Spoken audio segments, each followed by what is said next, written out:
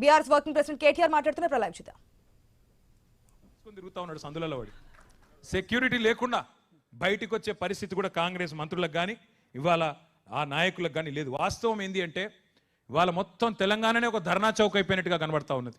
తెలంగాణ మొత్తం ఇవాళ ఒక సంక్షోభంలో కూరుకుపోయినట్టుగా కనబడుతున్నది. పంటలు కొనండి మహాప్రభో అని కాళ్ళు పట్టుకుంటున్న అన్నదాతల ఆక్రందనలు ఒకవైపు, జాబ్ క్యాలెండర్ ఏమైంది అని పోరాటం చేస్తున్న నిరుద్యోగ యువత నిరసనలు మరొక వైపు, ఉద్యోగులకు వెన్నుపోటు. 6 నెలలనే పీఆర్సీ అన్నాడు. 2.5 ఏళ్ళు అయింది కదా. పీఆర్సీ లేదు, డిఏ లేదు, ఐఆర్ లేదు, ఏదీ లేదు. రిటైర్డ్ ఉద్యోగులు మరి వారి పరిస్థితి ఇంకా దయనీయంగా ఉంది. నిన్న కేసీఆర్ గారు అడుగుతా ఉన్నారు నన్ను, ఎందుకు రిటైర్డ్ ఉద్యోగులు ఒక్కొక్కరే ఎందుకు పోతున్నారు కోర్టుకు అని అడిగిండు సార్ నన్ను. దేవిప్రసాద్ గారిని అడిగిన నేను, ఏమన్నా మాట్లాడుతున్నారా లేదా పెన్షనర్లతోనంటే, ఏం మాట్లాడాలన్నా, ఇది చెవిటివాడు ముందు శంఖం ఊదినట్టే ఉంది ప్రభుత్వానికి. ఎంత చెప్పినా ఎన్ని మరణ మృదంగం ఎంత జరుగుతున్నా వీళ్ళలో మాత్రం చలనం లేదని చెప్పి దేవిప్రసాద్ గారు చెప్తా ఉండే. గురుకులాల్లో ఆనాడు మా ఆర్ఎస్ ప్రవీణ్ గారు సెక్రటరీగా అద్భుతంగా కేసీఆర్ గారి నాయకత్వంలో 1000 గురుకుల పాఠశాలలు మనం పెడితే ఇవాళ గురుకులాల్లో అమాయక విద్యార్థుల మరణ మృదంగం. ఇంకా సిగ్గు లేకుండా ముఖ్యమంత్రి చెప్తున్నాడు, నేను బడి పిల్లలకే కాదు ఇంటర్మీడియట్ పిల్లలకు కూడా ఏదో పెడతా అని చెప్తున్నాడు భోజనం. ముందు ఆ పిల్లల్ని అయితే బతుకున్న పిల్లల్ని కాపాడు. నువ్వు కొత్తగా ఏదో చేయాల్సిన అవసరం లేదు, ఉన్నవి నిలిపితే చాలు. పట్టపగలే దోపిడీలు, దొంగతనాలు, దొమ్మీలు, అఘాయిత్యాలు. హైదరాబాద్ నడిబొడ్డున ఐఏఎస్ అధికారులు నివసించే ప్రశాసన్ నగర్లో పట్టపగలే హత్యలు. ఇంకా దరిద్రం ఏంటంటే 1-2 కాదు అఘాయిత్యాలు.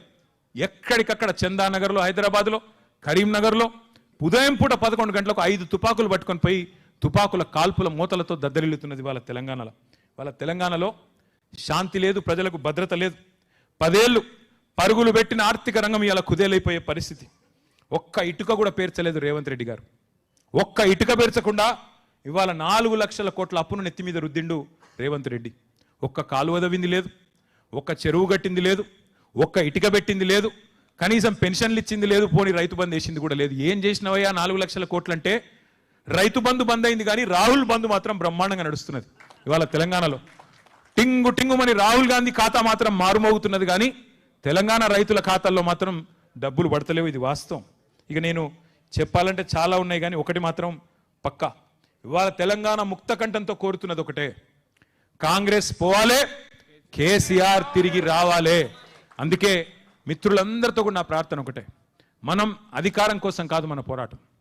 అధికారం యాదృచ్ఛికంగా వస్తే వస్తుంది, రాకపోతే రాదు, దాని గురించి బాధ లేదు. అధికారం కోసం ఇవాళ ఆరాటం ఏమీ లేదు. కానీ తెలంగాణ కష్టపడి సాధించిన తెలంగాణ, పదవీ త్యాగాలతో పాటు ప్రాణత్యాగాలతో సాధించిన తెలంగాణ ఇవాళ భ్రష్టులు పాలిస్తుంటే, ముష్కరుల పాలైతుంటే, ఆ తెలంగాణ తల్లి నెత్తిన కిరీటాన్ని ఎత్తుకొని పోతుంటే, తెలంగాణ తల్లి నడుముకున్న వడ్డానాన్ని దొంగతనం చేసుకొని పోతుంటే చూస్తా ఊరుకోవడం తెలంగాణలో పుట్టిన ఏ తమ్ముడికి, ఏ చెల్లెకి ఇది మంచిది కాదు. అందుకే అందరం ముక్త కంఠంతో ప్రతిజ్ఞ చేద్దాం, ముక్త కంఠంతో పునరంకితం అవుదాం. దయచేసి ఎవరు కూడా పోవద్దు. ప్రతిజ్ఞ చేసిన తర్వాతనే ఇక్కడ నుంచి కదలాలి. ప్రతిజ్ఞ చేసి పునరంకితం అవుతామని చెప్పి అందరం కూడా డెడికేటెడ్గా ముందుకు పోవాల్సిన అవసరం ఉన్నది. ఇప్పుడు నేను ఆ ప్రతిజ్ఞ చదువుతాను.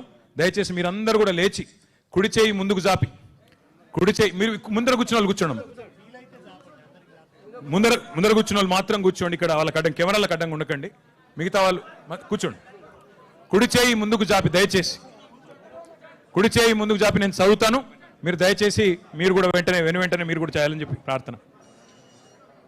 సుసంపన్నమైన ప్రకృతి సంపద,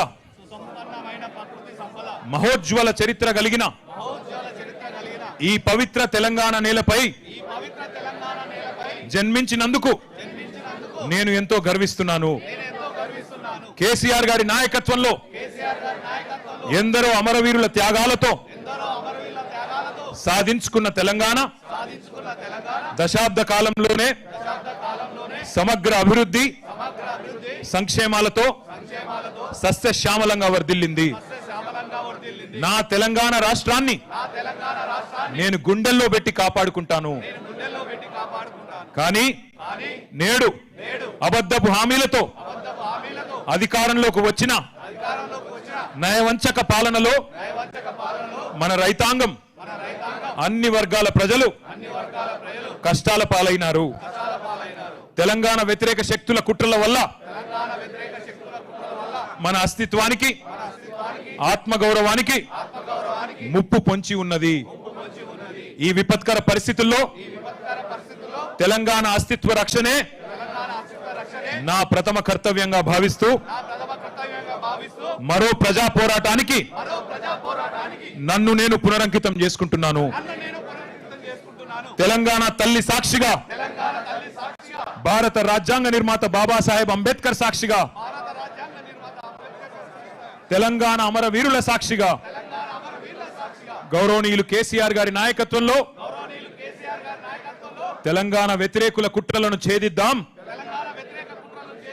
మన తెలంగాణను రక్షించుకుందాం అనే నినాదంతో నిరంతరం ఉద్యమిస్తానని మనస వాచ కర్మణ ప్రతిజ్ఞ చేస్తున్నాను. జై హింద్, జై తెలంగాణ, జై కేసీఆర్. Thank you. అందరు మిత్రులందరికీ ధన్యవాదాలు.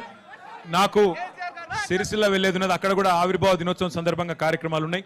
కాబట్టి దయచేసి నాకు పర్మిషన్ ఇవ్వాల్సిందిగా కోరుతూ ఈరోజు ఈ కార్యక్రమాన్ని అద్భుతంగా నిర్వహించిన మా సోదరుడు, కవి, గాయకులు, శాసన మండలి సభ్యులు దేశపతి శ్రీనివాస్ గారికి హృదయపూర్వకంగా గట్టిగా చప్పట్లతో అభినందనలు చెప్పాలని కోరుతూ, అందరికీ స్నాక్స్ కూడా ఏర్పాటు చేశారు. దయచేసి అందరూ కూడా అల్పాహారం ఆరగించి వెళ్ళాలని చెప్పి హృదయపూర్వకం కోరుతా ఉన్నాను. తెలంగాణ ఆవిర్భావ దినోత్సవం